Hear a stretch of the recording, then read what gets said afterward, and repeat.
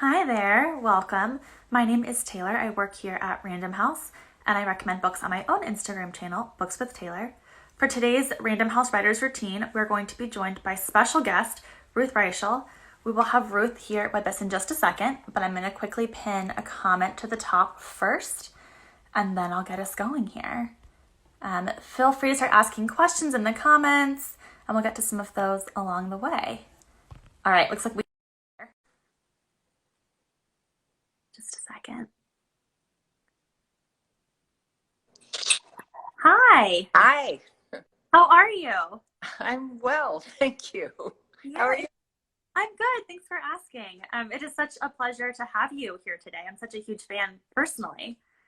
Um, Thank you. yeah, of course. For those of you who don't know, Ruth is a celebrated food writer, restaurant critic, and most recently, the best-selling author of Save Me the Plums, which was just released in paperback.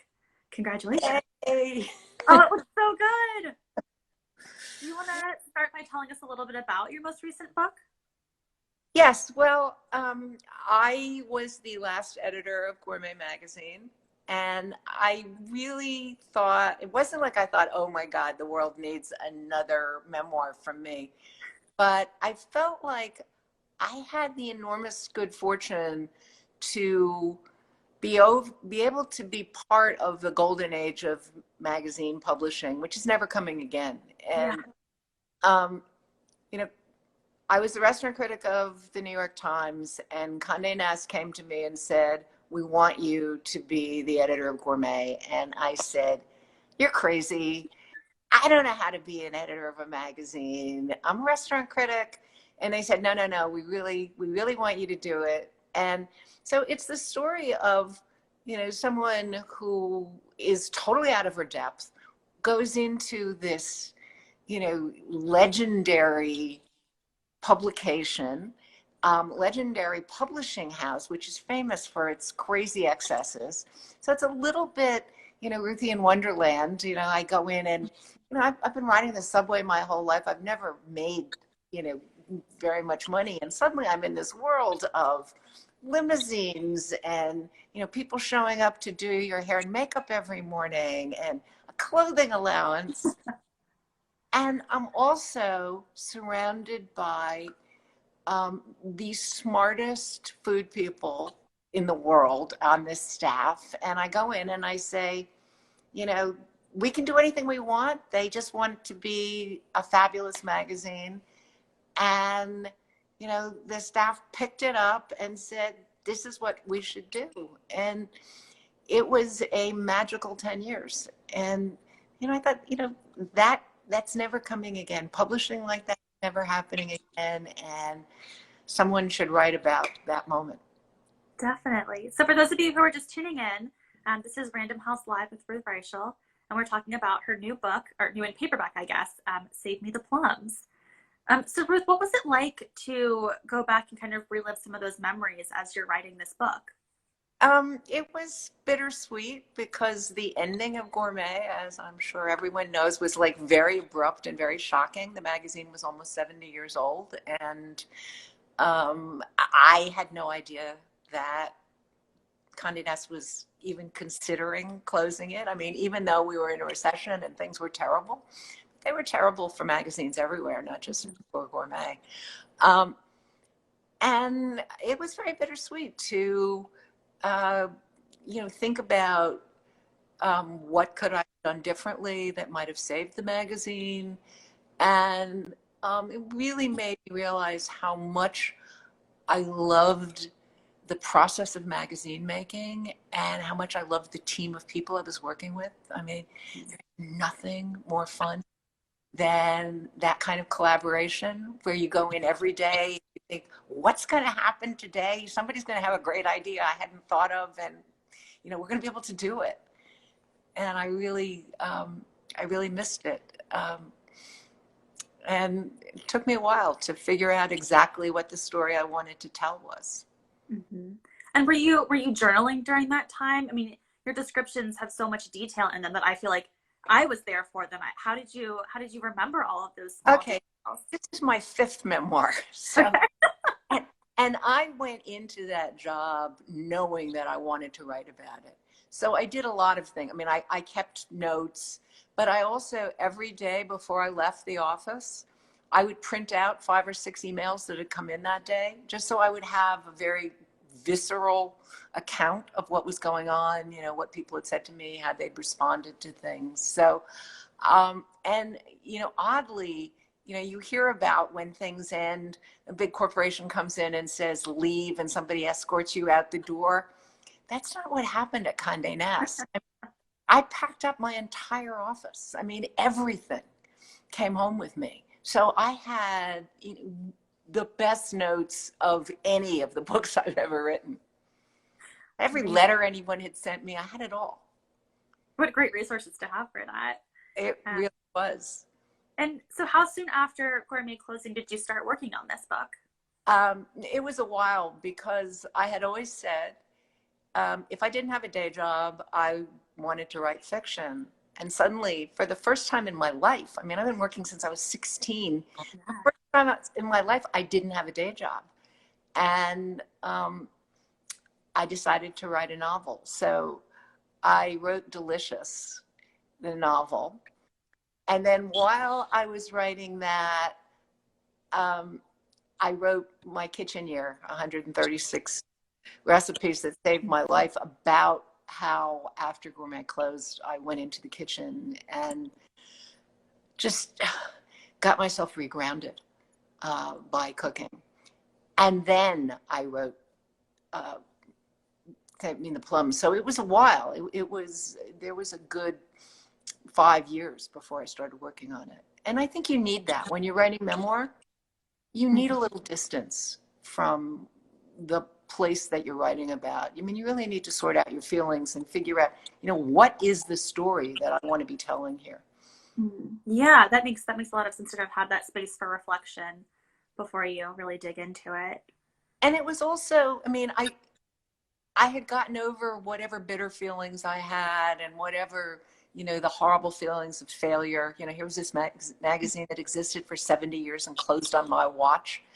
And, you know, 65 people I really cared about lost their jobs. So there was a lot of, I got rid of all of that. And it was, oh, you know, I was really lucky to have had those 10 years. And all of us who worked there were really lucky. And so I'm glad I gave it the time, because it ends up being a celebration, not an elegy.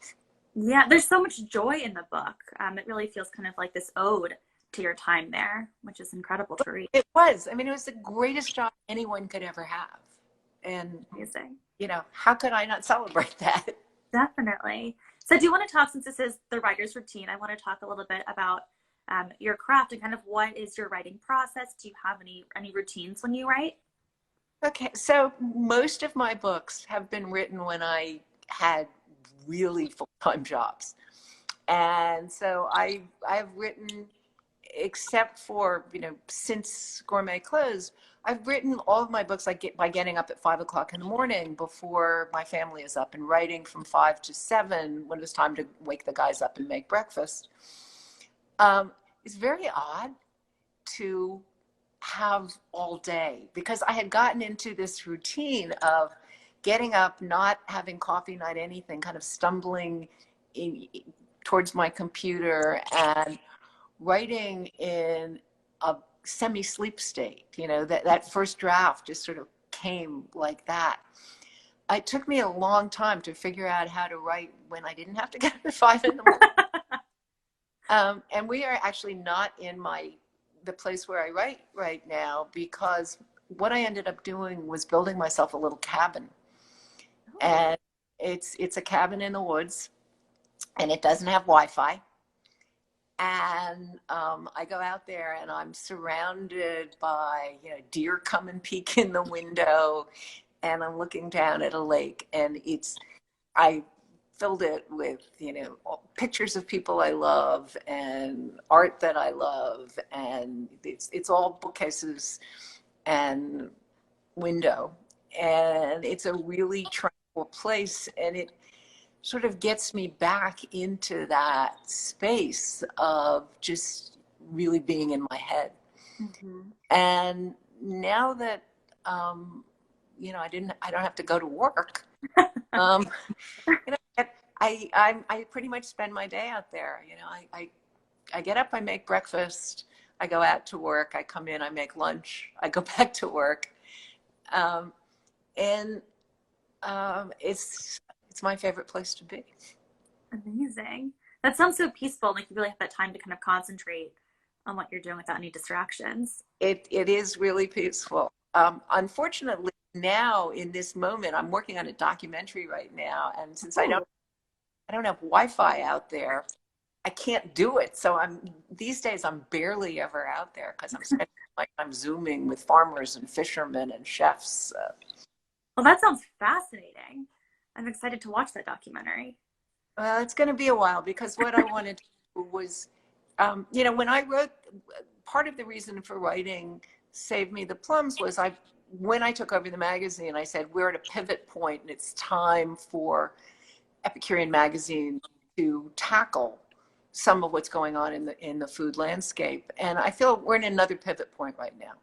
Definitely. Thing is, I mean, we are never going back in the food world to what we had when we went into this COVID crisis.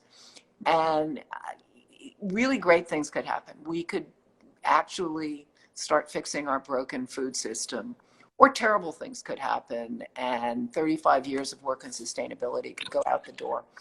Yeah. And so I wanted to keep a day-by-day record. However, wherever we end up, I want a real record of how we got to wherever we're going. So it's been a great project. I've Yeah. learned so much. Are you finding time to cook while you're busy at home? Oh, yes. I mean, it has always been the thing that grounds me. And more than ever now, when we're all in isolation, those meal times really matter. Yeah. Are there any fun, especially good dishes that you've been making lately? Um, Let me see. What did I make last night? I made yellowtail collars last night, which I'm finding myself cooking a lot of things I didn't used to. I mean, I'm cooking a lot of Asian food because I miss Chinese restaurants and I miss Japanese restaurants. So I found you can buy yellowtail collars online. They come frozen, and it's like I can do this. And so I've been experimenting a lot. Mm-hmm. Are there any other things that you're turning to for comfort right now? No, I'm pretty much I'm dividing my time between, working on this documentary, cooking, and then getting in my couple hours I'm working on a novel again. So, working. Great. As a reminder for those of you just tuning in, this is Random House live with Ruth Reichl. If you have any questions for Ruth, feel free to use the question box at the bottom of your screen and we'll get to some of those. I actually saw one in the feed a little while ago that asked, how are you staying inspired right now?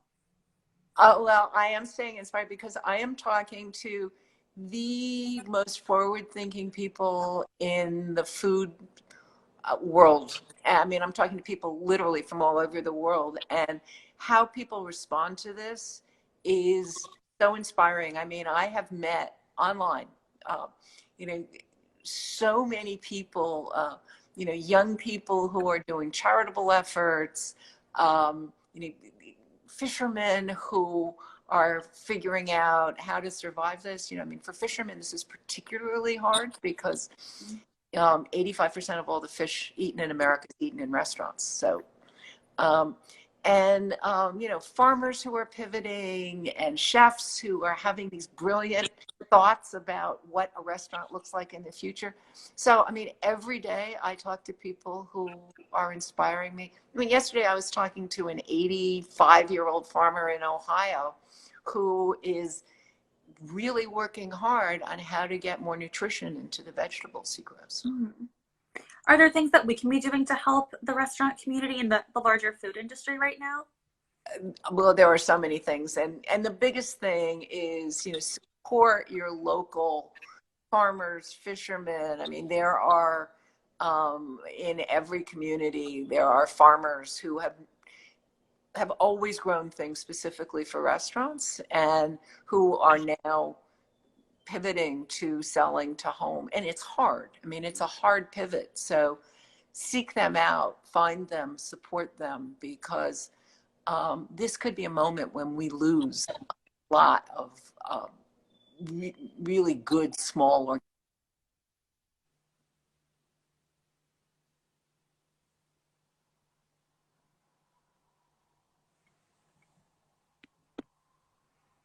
Sorry, it looks like we froze it for a second. Oh, that's totally fine. It could be my fault. I saw another audience question here that was asking if there are other food writers or bloggers that you also really love that you would recommend. Oh, so many. I am currently reading Bren Smith's book, Eat Like a Fish. I recommend it to everyone. It's wonderful. Phyllis Grant's new book is incredible. Bill Buford has a book called Dirt coming out that is wonderful. I imagine everybody who's watching this has read Gabrielle Hamilton's piece in the New York Times about losing Prune, but what an amazing piece. Soleil Ho is a writer I really admire. She's the restaurant critic of the San Francisco Chronicle. There's Tejal Rao uh, in the New York Times is wonderful. Lagaya Michan is wonderful. There are so many. There's never been a better time for food writing. I mean, there are so many good people right now. Yeah, here's a great audience question. What do you miss most about your time at Gourmet?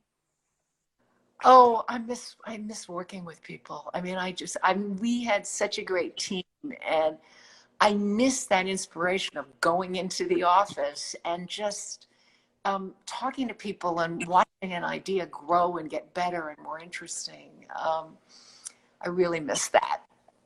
Yeah, definitely. Well, that's about all of our time for today. Is there anything else that you want to share with us before I let you go? No, but this was fantastic. Thank you. Thank you so much for joining us. Bye, everyone. Bye.